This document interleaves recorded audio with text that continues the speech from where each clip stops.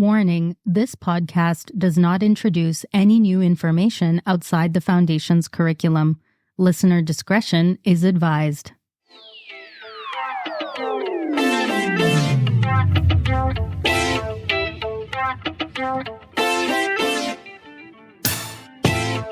Hey there, friends and curious minds tuning in. Welcome to another episode of Real Doctors, Real Friends, the podcast that takes you on the behind-the-scenes tour of the world of medicine, one episode at a time. I'm Sana Samadi, a second-year medical student trying to juggle classes, late-night study sessions, and occasionally squeezing in a full night's sleep. Whether you're just starting your pre-med journey or already knee-deep in the med school chaos, you've landed in the right place. We're thrilled to be the first official podcast affiliated with the Faculty of Medicine and Dentistry in Canada here at the University of Alberta. Just a quick disclaimer, today is going to be quite a hot topic. We're talking medical school in Canada and admissions. However, we want to make it clear that we're not actually a part of the U of A admissions team and we don't speak on behalf of the university. We're just going to be sharing our own personal journeys and our takes on medical school admissions, so don't take this as official guidance.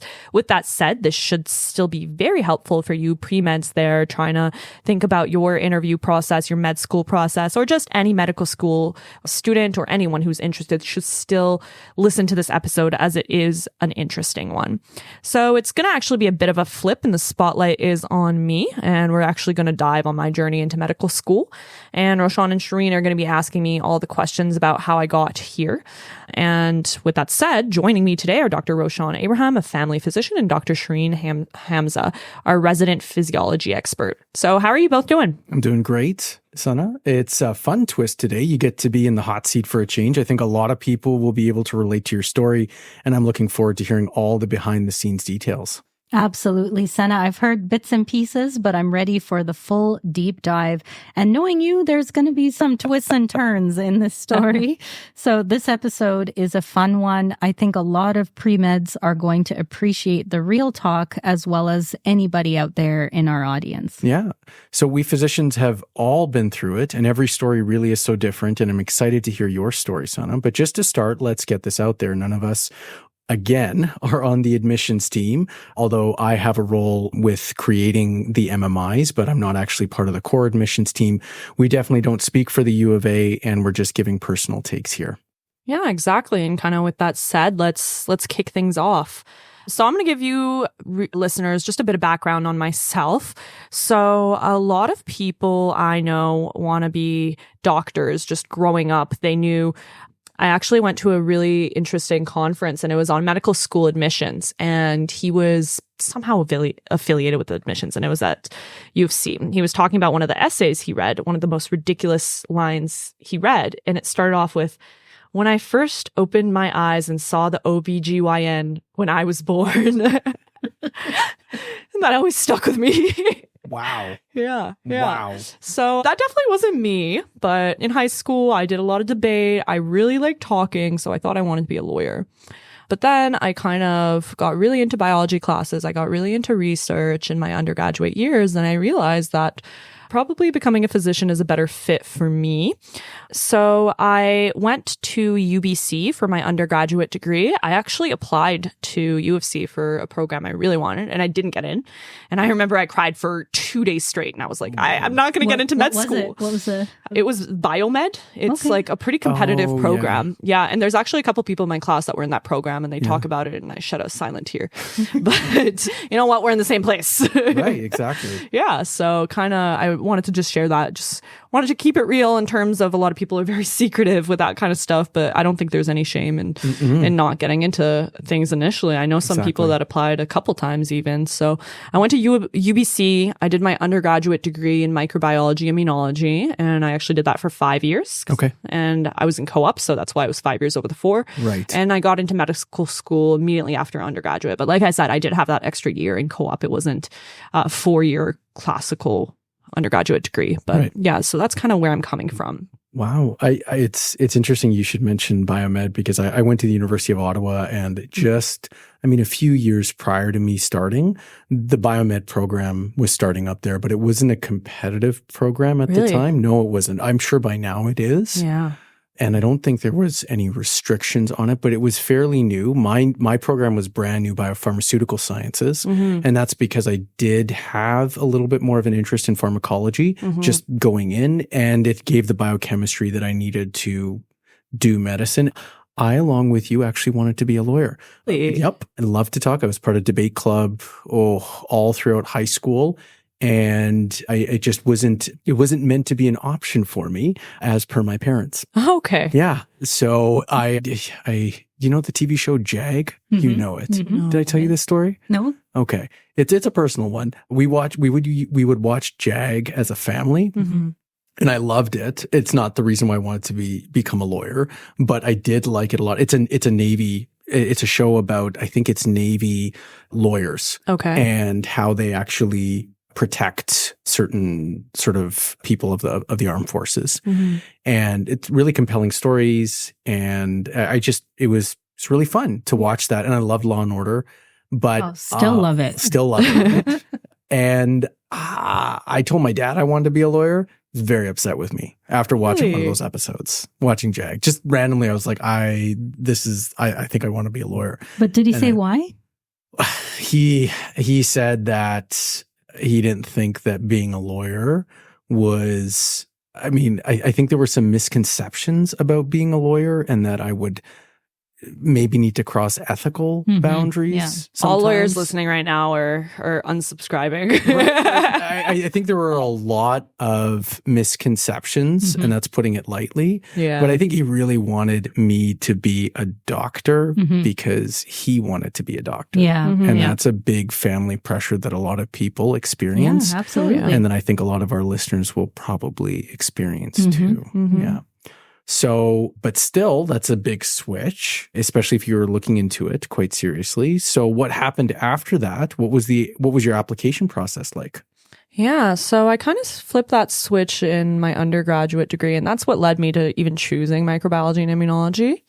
So it happened like late high school, early undergrad kind of thing. And I just decided to go in science, and maybe I would go practice law, science related. But seeing that I wanted to do medical school pretty seriously, I applied to 10 medical schools, which is, at least in Canada, quite a bit. Yeah. I know in the States they apply to a bunch. A bunch. Yeah. But yeah, so I had friends that are in my year right now that just applied to 1 or 2 schools, and they really put their eggs in one basket, but I was not taking that chance because I really knew I wanted medical school. So I did apply to 10, and it was an expensive process. And that's something that probably needs to be talked about, how expensive the process of applying to medical school is. First, getting the books for studying for the medical admission test, like the MCAT, for those that are not familiar, and for also applying. So I did that, and I actually took the MCAT twice. The first time I did it in COVID years, and it was a shortened MCAT, and they actually don't have that anymore. They had, I think it was like 5.5 hours. And the way that they shortened it is they took away our break. So I'm not really sure that was the best move, but I don't know. I don't want to anger the AMC. Love you guys. Great test. Please let me in.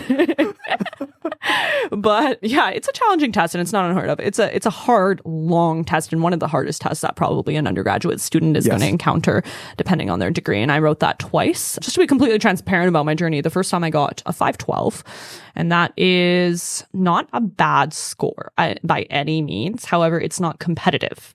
Right. And I thought to myself, I'm putting a lot of money in terms of applications into this. If I rewrite it one more time, maybe the investment is going to be better if I have a higher MCAT score. So I rewrote it, and I got a 516, and that was a good competitive score. So I was happy with that. My year happened to be the first year that U of A didn't look at MCAT scores. So that's fantastic. And yeah, that was a lot of time investment. So I invested about 4 months studying for the first time. And the second time, I only studied 2 weeks, but I had studied so hard for that 4 months. It was mostly just me getting very nervous and not performing well. So I'm happy I did that the second time, just to prove to myself that I did study like I thought I did. But yeah, eventually I got interviews actually at 2 places, at the University of Alberta and Western University. And I remember being really crushed that I only got 2 interviews. In retrospect, I actually think that's pretty good. It is very, very difficult to get an interview. So I'm happy with that. But yeah, that's kind of my journey in terms of writing the MCAT, interviewing. You also had to write the Casper for the schools that I applied to. For those that aren't familiar, the Casper is like an ethical exam. It's really interesting. You get like an ethical dilemma, and then you have to type out a response. In my year, at least, you had to video yourself. I know they're making some changes with the Casper. I'm not really sure what it's looking at now. So for anybody applying, make sure you kind of look at what's happening there. But that was also a challenging exam, and I was extremely sick while I was writing that exam.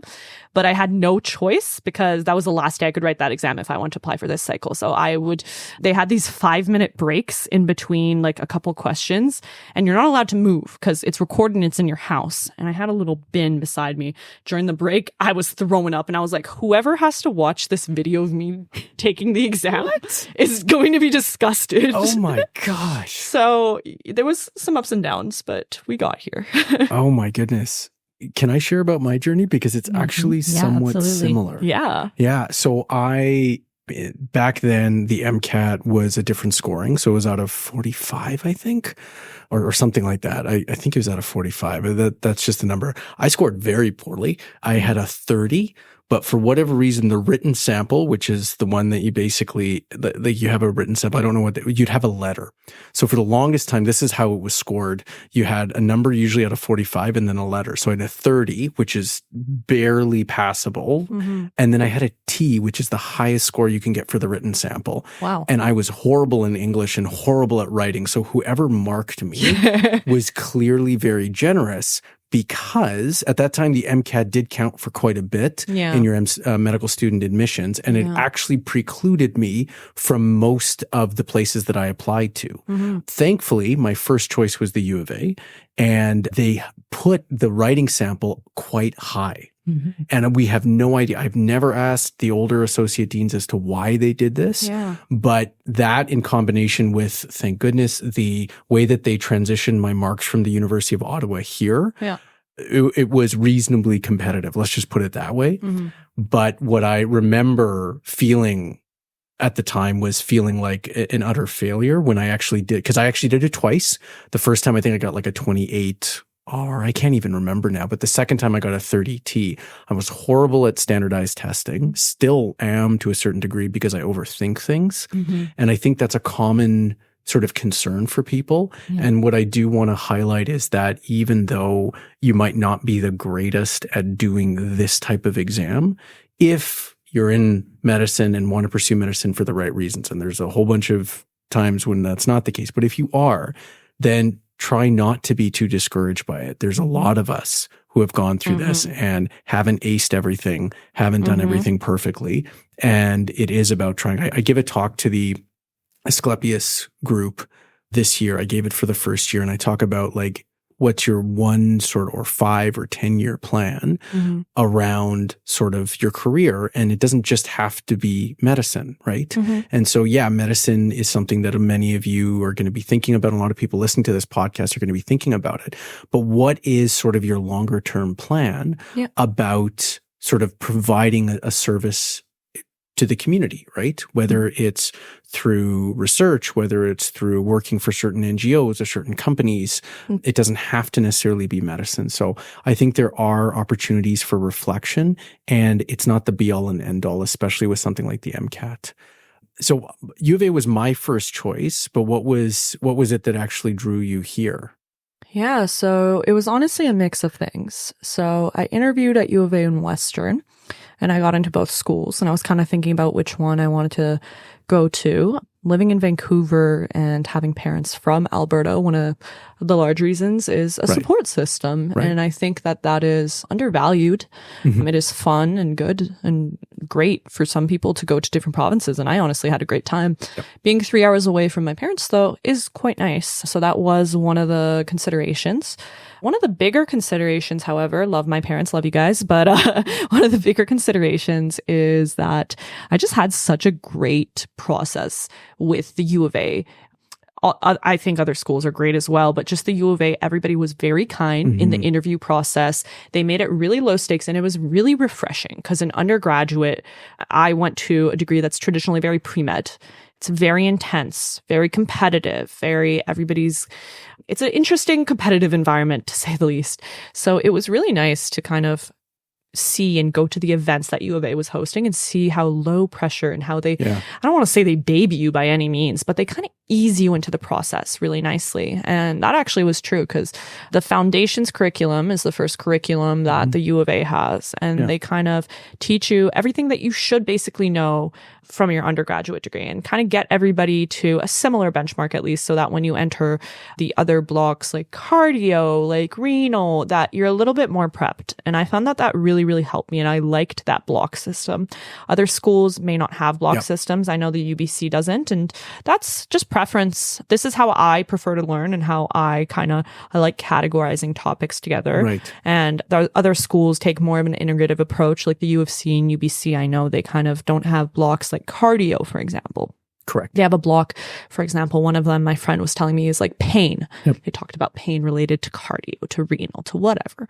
So that was a consideration for me. I liked the block system. That appealed to me. And it kind of made an impact, my choice to go here. As well as the labs that we have here at the U of A, I thought was really interesting. And I kind of wanted to get into those labs. So that's kind of what led to me choosing the U of A. And I'm very, very happy with this choice. The U of A is a very supportive environment. And the instructors, I think, are absolutely great in answering your questions. We're pass-fail as well. So that's definitely less high stakes, a nice breath of fresh air from undergraduate. Because in undergraduate degrees, if you're getting into med school, like it sucks, really, that you have to constantly think about grades rather than learning. But it's just like, I need to get 100, I need to get 100. And it's just coming here and realizing, okay, I need to learn because one day someone's life may be in my hands and I need to know this just for curiosity's sake and not for I need a good score is really refreshing, as well as it reduces the competition between classmates. Because unfortunately, just the way that medical school works, you're selecting for a very, very competitive group of people. We're competitive people. So it's nice to have that kind of friendship environment, that kind of environment in the classmates, because that aspect of competition is taken away. So that kind of is a synopsis of all the reasons that I chose U of A. Okay. So compared to your classmates, did everybody take the same path? Oh, absolutely not.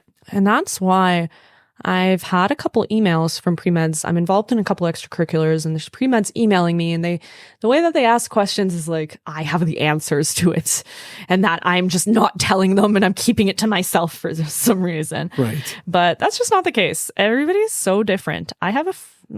There is a person in my class who actually had a very, very low score on the MCAT. They got a 496 and they're in the exact same place as me. So there's absolutely no shame in getting a low score in the MCAT, having a lower GPA. There are different paths and there's different ways to get into med. I did get right in after my undergraduate degree, but there are people who got in after a 4-year undergraduate degree. There are people who got in after doing a PhD.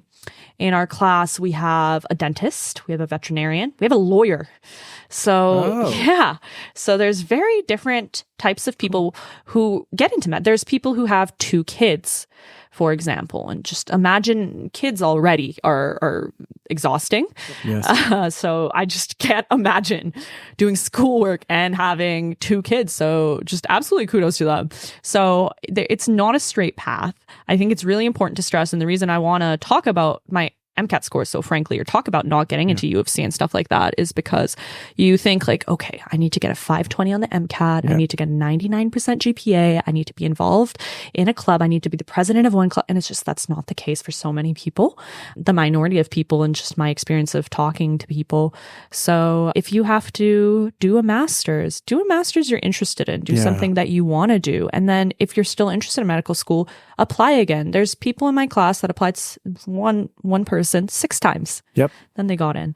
And I always say, like, we're all in the same place now. So does it matter? No. No, it doesn't matter. Whether you're 23 or whether you're 40, we're all in the same place. Exactly. I think that's a breath of fresh air. And it's something that a lot of pre-meds need to hear. There's no one right path to medicine, and it's not always a straight line. It's also never too late. So you don't necessarily should feel that you've chosen a career and you're working as a professional, that counts you out from entering into medical school, but it's entirely possible. My twin brother, for instance, did teaching. Oh, you're a twin. I am a twin. Oh. I am a twin. He is a family doctor in BC, And after the horrible strike that they had there, he decided, I'm just going to go write the MCAT in Washington State and then apply to UBC. Yeah. And so, I mean, he had applied to med school before, but again, one of the things that I tell, I mean, I don't interact with a ton of pre-med students, but I think it is really important for you to align what you want to do in life with your core values, what and your family values, sort of what you want most, right? And medicine has a lot of benefits to it. But I think the admissions process should hopefully be an opportunity for self-reflection as well on what's most important and whether or not it actually aligns with your values, right? So I don't think it's, as we're all sort of mentioning, whether you get in now or later or never at all, I think it's a unique opportunity, especially medicine, to actually go about that self-reflection process, because medicine can apply, and the concepts that are part of the admissions process apply to so many things. You talk about research, you talk about other healthcare professional fields, talk about sort of NGO work. Like there's so much that medicine is a part of, which is why it makes it so appealing. Yep. But if there's something about it that when you're going through the admissions process, you're like, I really like this part. Do I need to do this through medicine? Maybe there are other ways. And research is a good example, but work with like international work, for instance, being a doctor and doing international work is somewhat easy, but it also puts some constraints on you in terms of what you can do specifically, depending on the background that you have. So just giving that opportunity for self-reflection, I think, is going to be really important. I had friends who went into medicine after doing a degree, like in a completely unrelated field. Quite a few of them were actually in engineering. I'm still friends with quite a few engineers who are also a lot older. My core friend group from med school they all got in above the age of, I think, 28, 29. Wow. Yeah, so they're older. That's good. I was like 22 when I got in. Yeah, there's definitely a lot of different paths. I, for example, even explored those when I was applying. I also applied to master's programs. Right. And that required me to kind of think, okay, I don't want to apply for some random master's program just to get into medical school. I had to think, okay, if I never get into medical school, what's a career that's going to fulfill me? And I think that's really important. I know there's a lot of pre-meds listening right now, and a lot of people told me very similar things. You don't need to worry. You end up where you're going to end up. And it's really hard to hear. Oh, it is very hard to hear. Yeah. It and is it's extremely hard to your hear. entire world, right? Yep. You've invested so much time. You've invested so many effort. Maybe you told people you want to be a doctor. There's a lot of pressure, maybe from your family, maybe from your friends, maybe from your peers, whoever. So it's really hard to hear this, but I think eventually a lot of listeners will experience that themselves and it'll kind of make more sense. On that topic, in terms of something that is incredibly stressful, what about the MCAT? What's your take on it? Any advice do you have for people gearing up for it? Yeah, I have an interesting take on the MCAT. I actually love standardized testing. It's where I shine. So I thought the best thing for me to do, and I think the reason why the first time I wrote my MCAT, it didn't go as well as it could have, is because I was so stressed out. Yeah. And I remember my dad said, okay, right before my MCAT, he said, okay, this is the most important test of your life. Put your all into it. And I was like, okay, no pressure. Thank you. So I would say maybe the day before, and this, I guess it is personal, relax a little. Yeah. Soothe yourself, calm yourself. There's always options and ways around it if you don't do well that first time. And there's not that straight path we're talking about. But with that said, I think beyond just resting and relaxing and not being stressed out prior to the exam, I would say questions. I, in my undergraduate degree, had a very memorization heavy degree.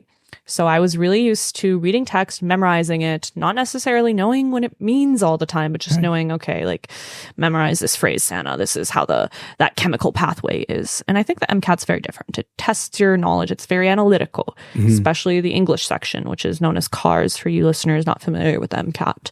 I think just practicing early on is what I tell all the pre-meds that ask me. I personally wish that I did like 1 month of just content, reading the books, because at the end of the day, if you don't know the content, you get tested on all you want. You're not going to get the question right. Just having that preliminary understanding of, okay, like I know this is a thing. I don't have to know exactly how it works.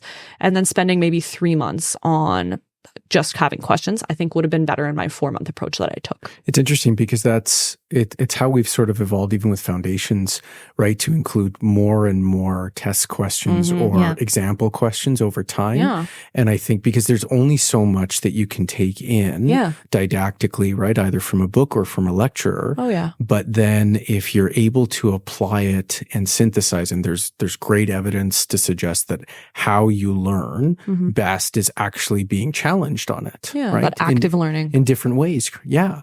So I think that's a great example of sort of learning in general that we can pass on, is that it's one thing to go to your classes. And I think that's one of the challenges with undergraduate training as well. Like before medical school, I didn't get a lot of question banks, right? You just memorized for the test, but you didn't actually get a lot of question banks, or at the time we weren't really offered those. So that would have been a lot nicer to have and get used to that, because then you can actually start to learn things in a slightly different way. Yeah. And then you're not just doing things for the test, or I mean, you still can just do things for the test, but I did find that to be quite helpful. Yeah, I agree with that, because it's one thing to think you know the information, but can you apply that information to effectively provide a solution to a question or a problem that's posed to you in a question? So I think I'd echo your advice, Sana, that doing practice questions as much as possible is really important.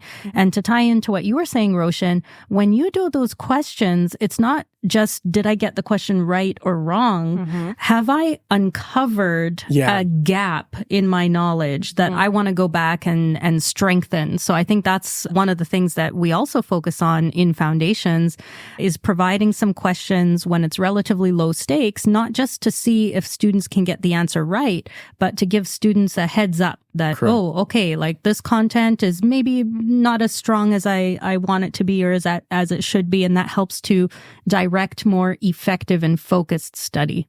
In the work that you do in teaching undergraduate students, do you find that things have shifted a little bit in that regard in terms of providing practice questions? Yeah, and even changing the nature of the assessments themselves. Right. So, one thing that you mentioned, Roshan, really piqued my interest, and that's about doing multiple choice questions, because I am not a good multiple choice question person.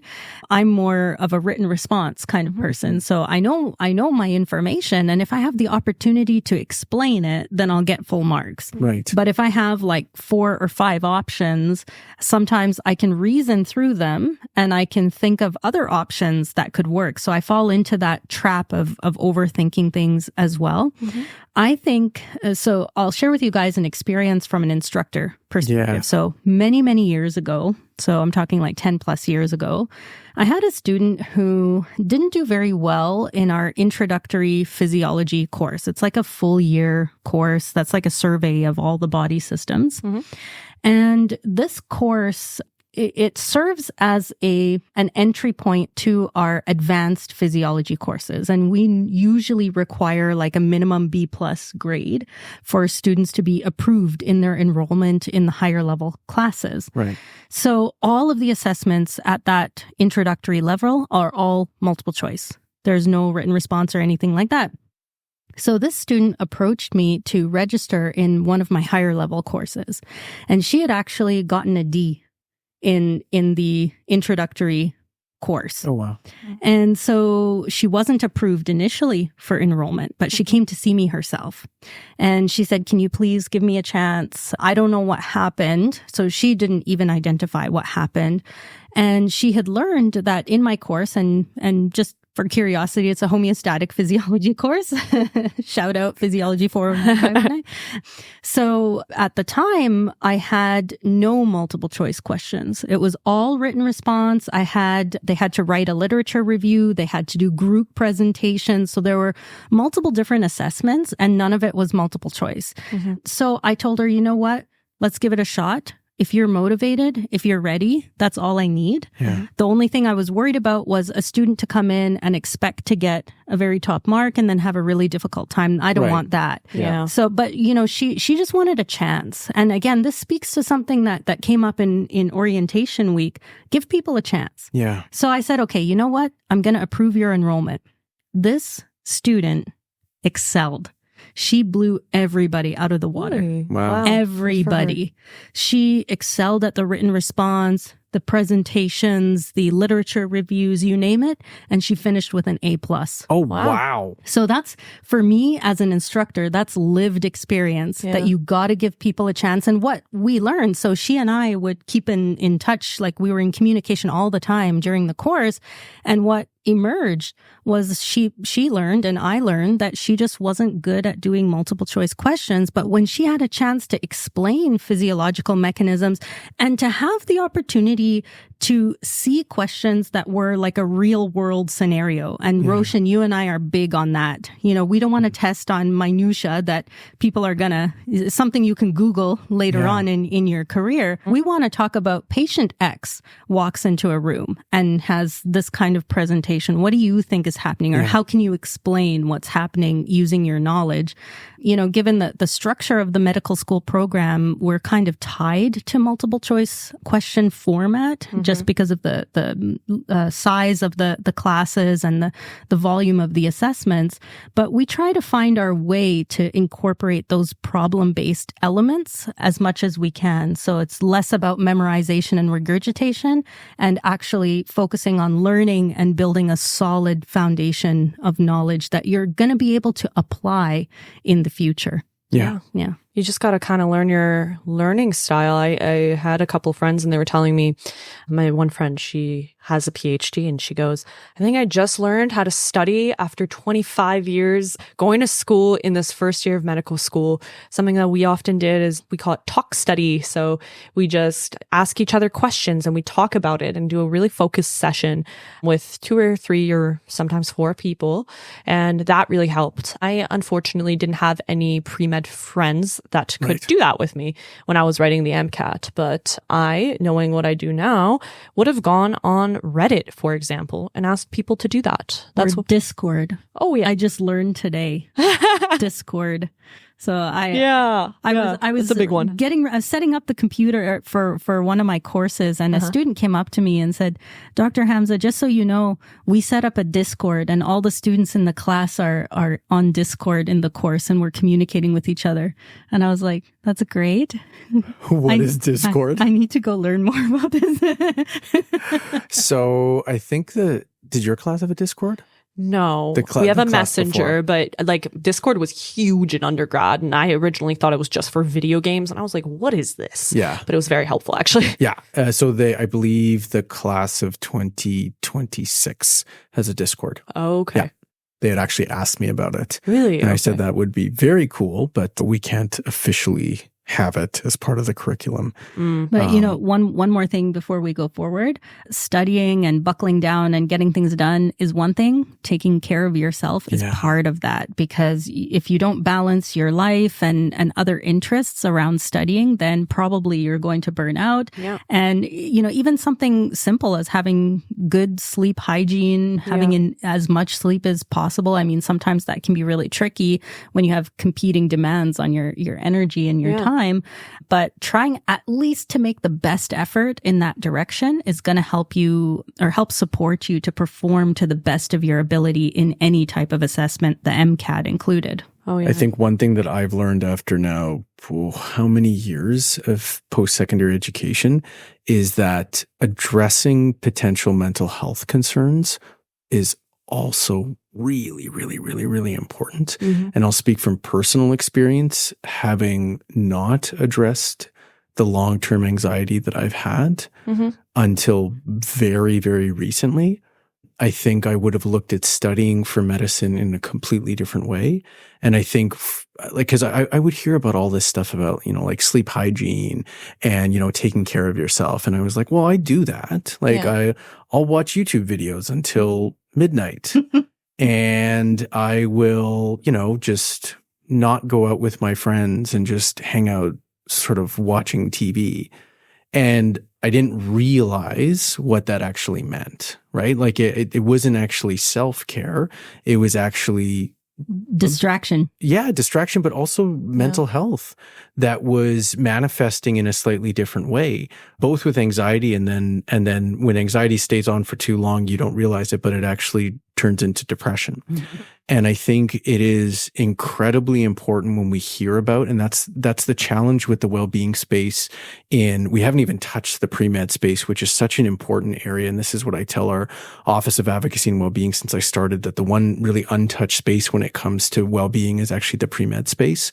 But even in medical school, one of the things that we don't nearly talk about because of the stigma and because we just make assumptions is mental health. And ensuring that you've had an opportunity to speak with your family doctor, with a trusted professional, or even a family member or a friend who you feel confident talking to about the potential for mental health actually playing a role in it. And it's not just about sort of securing wellness time. It could actually be a mental health concern or a health concern that you actually need to have addressed. Mm-hmm. So I remember that playing a role in the application and getting very stressed about practice tests because it would worsen my anxiety. Mm-hmm. But practice tests are just one part of the application, right? So how did you balance things? So volunteering, research, studying, you were doing so much probably at the time, right? Yeah, I'm actually kind of glad we brought up that conversation of mental health before this, because part of just being a pre-med, unfortunately, is that you're almost expected to work, to have extracurriculars, to have good grades, to have the MCAT. And it brings in the question of a lot of socioeconomic factors. There's a lot of people that need to work during their undergraduate degrees because they have loans, they have a family to support. It can be very complicated. I myself had 2 jobs while I was studying for the MCAT the first time. So I had one full-time job and one part-time job. Then I was studying for the MCAT. And I remember hearing people say, oh, you need to study for the MCAT like it's a full-time job. Yeah. And I just remember thinking, well, I can't. I just don't have the time. And then during the school year, I have school. So what am I supposed to do? Yeah. So yeah, I think mental health definitely during those times can suffer. And although you think to yourself, oh, well, I don't want to take another hour for therapy or to take care of my mental health because I have the MCAT, I have school, I have this, I have that. But it's going to help you. It's going to help you in so many ways and save you a lot of time. And I think that's something that I'm really glad was brought up. And it is taboo to talk about. Still. Yeah, still. Although people are talking about mental health more, the pre-med kind of atmosphere is so competitive. Yes. That a lot of people say it's a very toxic atmosphere that's created. Yeah. Yes. So honestly, being in medical school, and a lot of people told me this before, is getting in is the hardest part. And it's not easy being in it, even though I'm just in my second year, and it definitely gets harder. But I think there's some truth to that given the atmosphere. And I think sometimes you're unable to kind of control your circumstance. I was unable to not work because I needed to pay rent. So in those cases, I think taking care of your mental health, as well as I would recommend, talk to someone who's been through the process. Yes. Email random people. I would email random people that I did not know. And I always say every opportunity I get is because I'm annoying. It's because I reach out to people who have no reason they should help me, but people are nice and they do. And I would email like 100 people or something. I'd get a response from like 10. And those 10 people I'd be very grateful they're spending their time on this random pre-med kid. Right. But people will help and ask them for tips. How do I manage studying? What are the best resources? For example, Reddit, the pre-med Reddit is the best resource that I found personally. There was practice questions on there. There's people giving their life tips, people telling their stories. With that said, it's also very competitive and it can stress you out at times. Don't spend too much time on there. Oh, in our time, it was Pre-Med 101. Did you ever hear about that? No, I didn't. Yeah, Pre-Med 101 was the one I was talking about, yeah. No, like it wasn't Reddit. Like it was his own website. Oh, ours is the Reddit, like... What is it? The page? Yeah. It's called Pre-Med 101 on Reddit. Oh, so they probably transitioned there. But it used to be look at me dating myself. It used to be its own forum. Outside of Reddit. And it still is. I saw it in my time. I don't know if people are still posting on it, but it exists. Yes, it does. Yeah. And it was my whole life as well. Like you're just so consumed by it. Oh, yeah. And I think there is, however, value in seeing other people. Me and my friends always say this when we're studying. Mutual pain is the best pain. Seeing other people struggle while you're struggling mentally sometimes does help being okay. Sometimes. I'm not the only one. Yeah. be careful with that. You can't get carried away. Yes, you can. Yeah. Exactly. But just something that I found to be useful personally.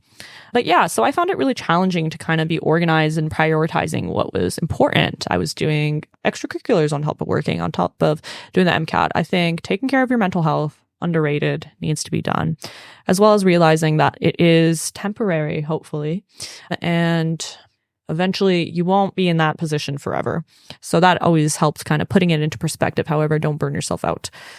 I don't know how helpful that is, saying it's very difficult, don't burn yourself out, but there's a lot of things to do. But that's unfortunately just the nature of the beast. So yeah. Okay. So that's always something that stands out to me about you, Sana. You're always involved in meaningful work outside of class. You approached me about digital content, and then that somehow turned into this. I told you, right? Every opportunity is through being in a wing. So how important do you think those extracurriculars were for your application? I think they were huge. I always joke with my friends and my family. I say, yeah, I don't know why they accepted me. I'm a personality hire, which I had good grades. I paid my dues, but I really nailed my interview. I gotta say, I did come from a debate background, so I do like that speaking aspect. The pipeline to wanting to be a lawyer and podcaster is also real. Right. So I think that is something that I think really stood out from my application. There's no way I can know for certain, but I really, really prepped for those interviews. It's one thing to get the interview, but then once you get the interview, unfortunately, you can't relax. You got to prep for that interview, and you got to do it for a long time, in my opinion. I prepped for about a month, and I was doing about 8 hours of prep a day. Wow. And whoa. I'm telling you. So what does that prep look like? Yeah, I didn't prep that interview. Like for 8 hours, like reading or actually speaking? Or practicing? So like I really, like we said before, like practicing really is everything. So I did is I didn't have any friends that were applying to med. All my friends were in business. Right. So nothing I could really do there. So I went on Reddit, and there was a thread, and people were saying, who wants to practice? I got their usernames, and I emailed every single one of them. And so I booked myself for 8 hours flat with all different people. And I thought to myself, the one aspect that might trip me up is that I don't know the interviewers. That might make me nervous. I can talk in front of my friends. I can talk in front of my family, maybe my class. But am I going to get nervous in such a high stakes kind of situation? Oh, that's great advice. Yeah. Yeah. So I would say go on Reddit. Don't be scared to message random people ever. You would be surprised how friendly people are. And I did that for a month straight, and I was ready for my interviews. I was nervous, sure, but I knew I prepped so much, and I thought to myself, you know what, if I don't get in after this interview, I really did everything in my power. I really prepped in the most logical way to me. And if I don't get in, those are just my cards, and that's okay. And that reduced my stress, prepping so much. Yeah. So that is a potential option for listeners that I would recommend. Also, there was a Discord. I messaged everybody on the Discord. And that brings in the question of accountability. It's really hard to practice for interviews yourself, or just when you're practicing by yourself, you might give yourself some leeway. Like, I kind of messed up that part, but it's okay. Like, I won't do that in the real thing. Well, you might. Yeah. So practice with random people, time yourself, and amp the difficulty towards the end. So towards the end, I would do longer practice questions back to back to back, because the MMI is questions back to back to back. You don't get a break. Don't just practice one question. Practice it how it's actually going to be. So that's kind of my tip there.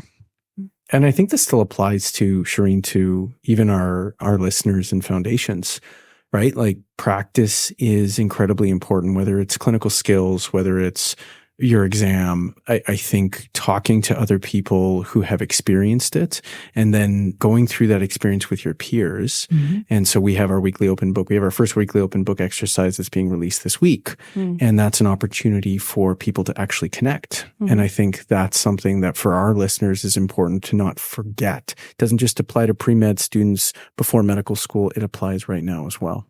And I think speaking to each other and practicing those concepts verbally is also very useful, like you touched on earlier, Sana. It's really great sign that you have a very solid comprehension of a concept if you can teach it effectively to somebody else. Yeah. So I think that's something we hope our listeners might find very useful. Yeah. You're also involved in extracurriculars, right? So can you elaborate on your extracurriculars? Prior to med school? Yeah. Yeah.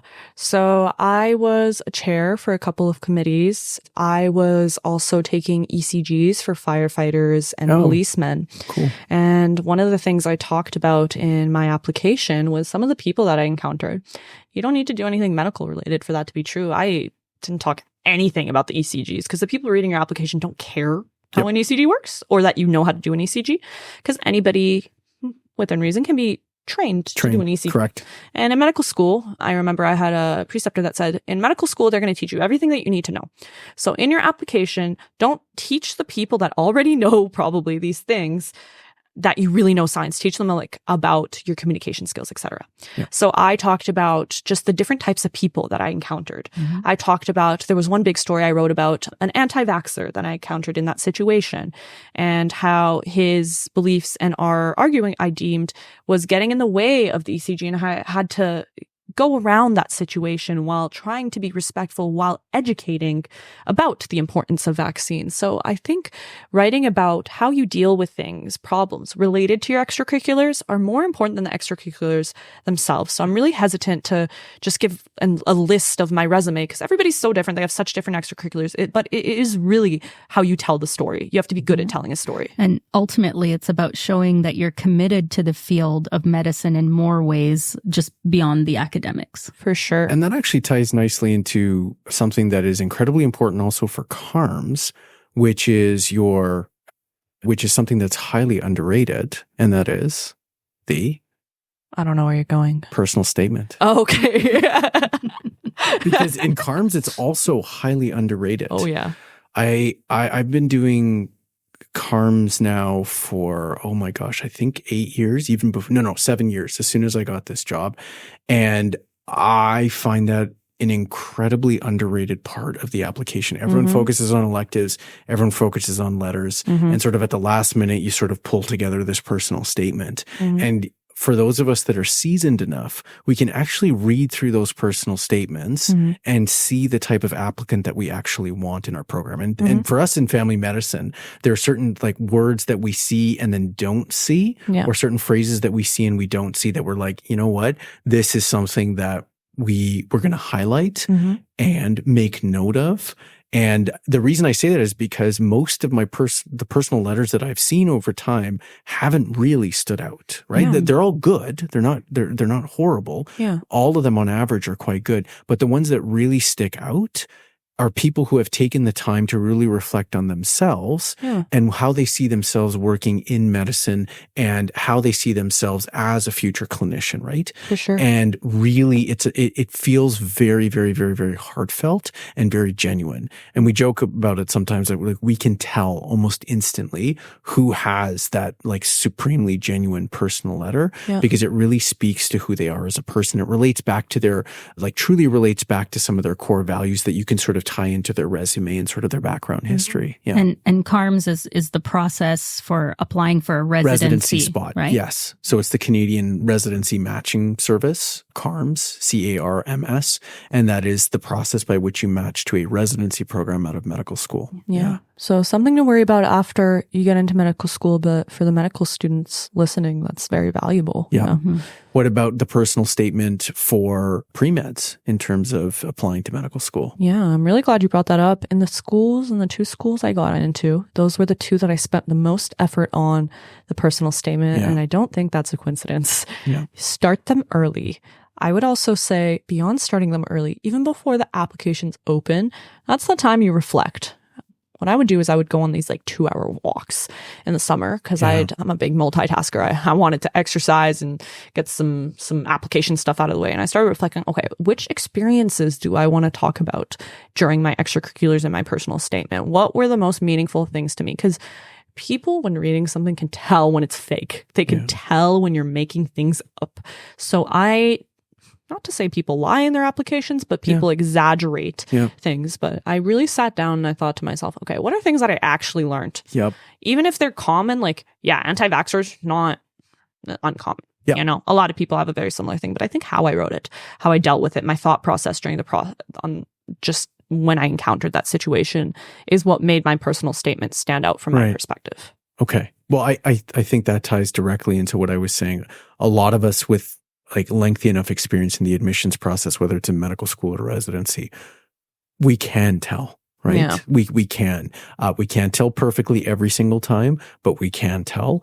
And I think it's important for people to know that and I think the self-reflection piece is really important. Mm-hmm. We should be thinking about where we're sitting at in our lives at this current moment when you're applying to medical school. Is medicine necessarily the place you want to be? If you can really build a personal statement that really fits your core values, then at least you know that that's something that's worth pursuing in the long run. Yeah. So it is a very, very good opportunity for self-reflection. Yeah. And an opportunity to showcase how your own experiences have shaped your decision over time to pursue this career path. Exactly. Yeah. Actually, during my cycle, I had a couple friends apply as well, and we would edit each other's. Something that I noticed is they spent a lot of time, some people, writing and describing what their extracurricular was, why it's important. Like, I volunteered with policemen and firefighters because it is important because of cardiovascular disease, etc. Exactly. Nobody cares. Like, it's important. Completely understand, but all research is important. Yeah. All fields are important. All fields are important, yes. So you don't need to spend time, in my perspective, on writing why what you did was important. Talk about what you learned, talk about experiences, talk about your reaction rather than what it is. Yeah. And how it connected back into sort of who you are and what you want to do, right? The more that you can actually make it personal, then that's actually what's relevant. Mm-hmm. So we've talked about applications, the MCAT, and personal statements. Sana, what was your interview process like? What surprised you the most? Yeah, so I kind of talked about this a little bit before. The interview process, I loved my process at the U of A. They were very kind. It was very streamlined, and it was online my year. Oh, right. So that's something that was kind of, I don't know if I was the first year. I may have been the second, not sure. But I would say practice how your actual interview is. So my interview was online. I would obviously go on People with Reddit, and we'd be online talking to each other. If I would practice with my mom or loved ones or whomever, I would make them Zoom call me from upstairs. So there's something to be said about mimicking how the actual MMI is going to be, just to reduce those nerves. Nerves are, for me at least, a pretty big thing. But yeah, I would just say, don't be afraid to reach out to people. That really is just my philosophy in life. The worst someone can say is no, and you move on. Yeah. So ask people to practice, and then think when you're giving feedback as well. Because I would listen to other people answering the questions, and I would think, okay, what did they do wrong that I want to avoid, or what did they do really well that I need to start doing? Yeah. And thinking about it from an assessment standpoint of, okay, let me get in the space of the admissions team. What do I think they're going to look for? And then when I was giving feedback to other people, I applied that, and I think it actually helped me a lot. And you might think, oh, it's such a waste of time to listen to other people respond to things. I don't think it is at all. It taught me a lot through listening to other people. I mean, this is why, we do it excessively in the communications curriculum for a variety of reasons, but we do peer-to-peer history taking. And one of the reasons is because of that. Yeah. Right. So the communications curriculum at the U of A, the MD program, we have peer-to-peer history taking. So instead of having standardized patients, so actors who are playing the roles of patients, we actually get our students to role play that. And I think watching one of your classmates actually not only take the history, but also be the history or be the patient is incredibly important from a self-reflection standpoint. So for our first year students now going through foundations, there's some really good parallels here in terms of actually connecting with your classmates and ensuring that you are reaching out to either colleagues or to us or to other trusted members of the faculty about how you can actually look at more of that practice, because that practice does actually make perfect. It is something I wish I had done more of in medical school. Yeah.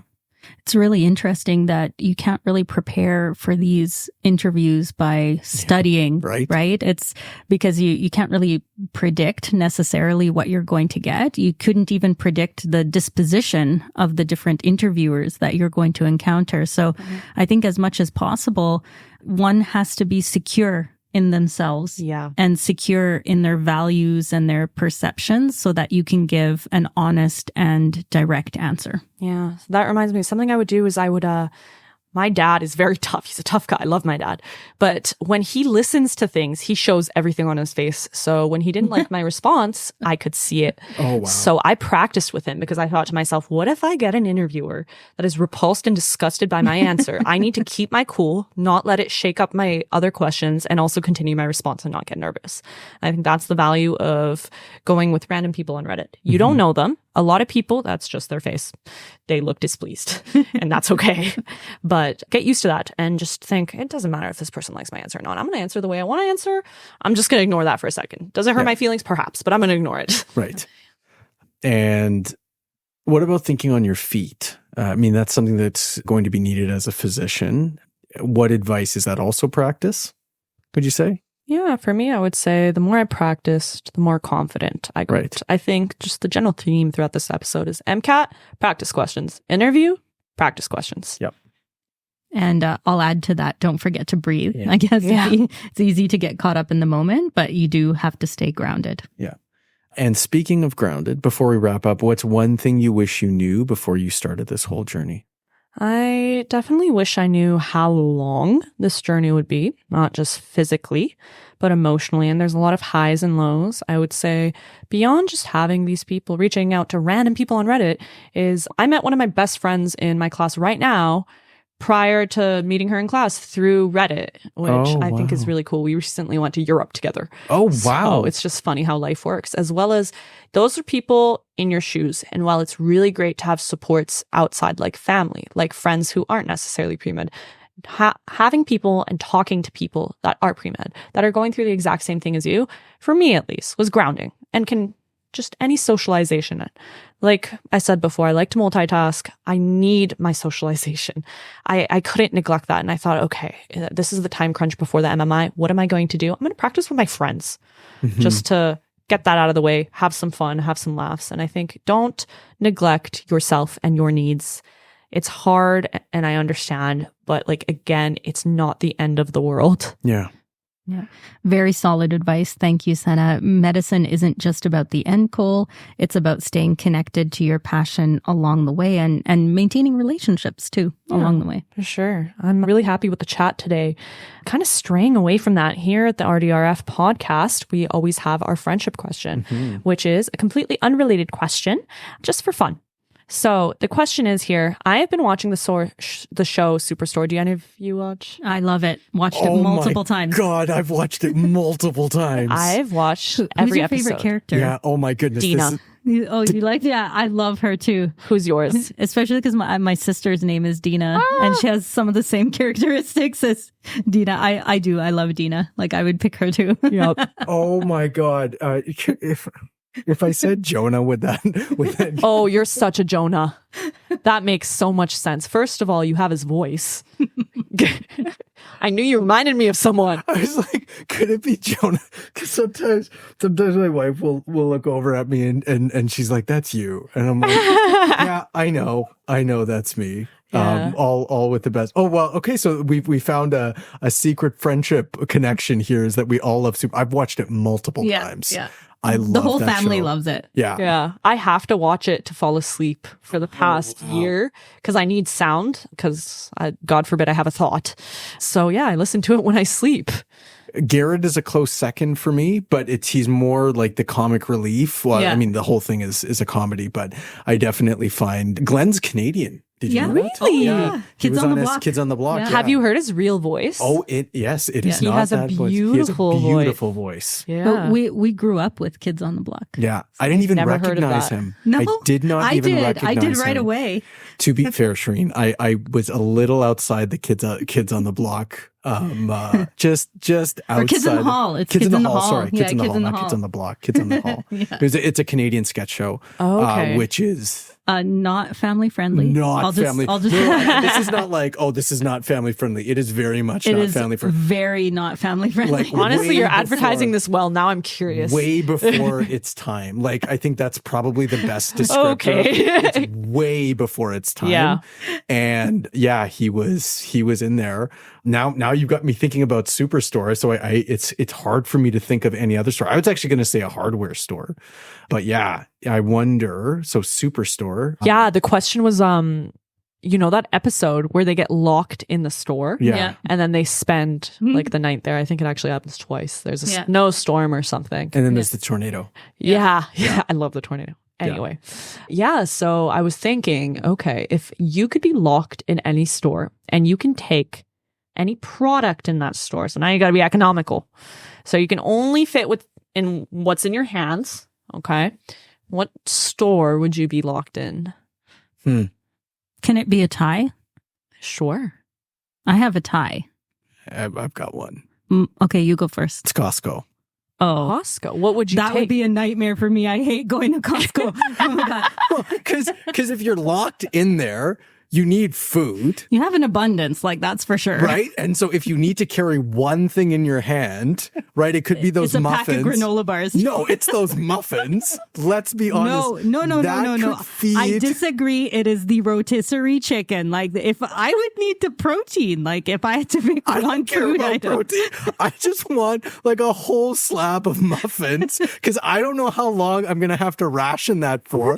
That stuff lasts for millennia. Oh, actually, that's not true. We've tested it as two boys, as teenagers, like trying to see how long those muffins will last. And they don't last as long as I thought they would. But those are like... That is very Jonah of you. Did they still have like the large... Like they still have the large muffins, right? Yeah, the big ones. The big ones? Mm-hmm. That like 100% that is what I would have. And then, I mean, outside of that, I'm actually not quite sure what else I would get. The first thing that came to my mind were the muffins. Cause if I'm locked in the store, I have no idea how long I'm going to be locked in the store for. And the rotisserie chicken only can take you so far, but because you only have one flavor. With the muffins, you have multiple flavors. Okay. So you can't get bored. I mean, you can, and you will. You eventually will go crazy, but like, there's everything in Costco. There's clothes. Yeah. There's produce. You can be healthy. There's produce. There's vitamins. There's clothes. Yeah. There's clothes. Hot tubs. Hygiene products. There's everything. Yeah. There's basketball hoops and pianos. Yeah. And I'm sure in the States, they're guns. But I mean, there's so much at Costco. But the muffins are the ones that stand out for me. Okay. Mine, I wouldn't want to be in Costco because I can barely tolerate being in there for the amount of time it takes to get what I need and get out. Yeah. But are we there by ourselves? That was presumed, yeah. Okay. By yourself. I was thinking overnight. If I was by myself, okay, because it's just the crowds and everything. Yeah, sometimes overstimulating. I don't like Especially that. if you go to the one in Mill Woods.